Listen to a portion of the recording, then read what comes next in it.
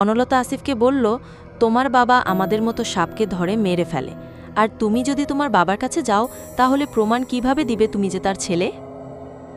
তারপর আসিফ বনলতার সাথে আর কোনো কথা বাড়ায় না, একদম চুপচাপ থাকে। একদিন রাতে বনলতা ঘুমিয়েছিল, তখন আসিফ চুপচাপ বেরিয়ে যায় তার বাবার কাছে যাওয়ার উদ্দেশ্যে।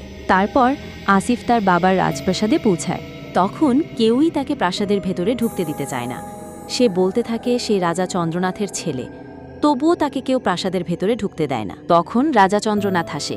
সে তার বাবাকে দেখে অবাক হয়ে যায়, কারণ সে হুবহু তারই মতো দেখতে হয়েছে। তার বাবা তাকে দেখেই চিনে ফেলে এবং তাকে জড়িয়ে ধরে কান্না করতে থাকে আর বলতে থাকে, শত্রুরা যখন আমার প্রাসাদে আক্রমণ করেছিল তখন তোর মা মারা যায় আর তোকে আমি হারিয়ে ফেলি। তখন আসিফ এটা শুনে কান্না করে আর তার বাবাকে জিজ্ঞেস করে, তুমি আমাকে কিভাবে চিনলে বাবা? তখন রাজা চন্দ্রনাথ বলল, তুই দেখতে পুরো আমার মতো, আর তোর কানে একটা তিল ছিল, আমি সেটা দেখেই তোকে চিনেছি। তখন আসিফকে রাজা চন্দ্রনাথের পুত্র হিসেবে বরণ করে নেওয়া হয়। তারপর অনেক দিন কেটে যায়। আসিফ তার বাবার সাথে এই প্রাসাদেই থাকতে লাগল। তখন হঠাৎ একদিন রাতে আসিফের বনলতার কথা মনে পড়তে লাগল।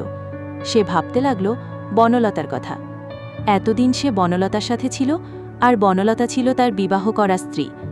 আসিফও বনলতার মায়ায় পড়ে যায়। ঠিক তখনই বনলতা তার সামনে এসে হাজির। বনলতা বলতে লাগে, তুমি কেন আমাকে একা ফেলে চলে গেলে?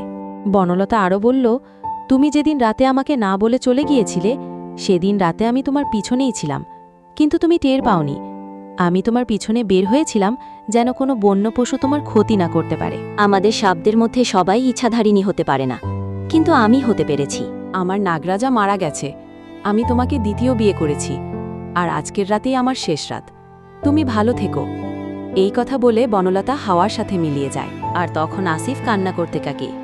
এরপর প্রায় অনেক সময় পার হয়ে যায়, কিন্তু আসিফ আর কাউকে বিয়ে করেনি। বন্ধুরা, গল্পটি কেমন লেগেছে তা অবশ্যই কমেন্ট করে জানাও, আর চ্যানেলটি সাবস্ক্রাইব করো, আর ভিডিওটিতে অবশ্যই একটি লাইক দিয়ে দিও।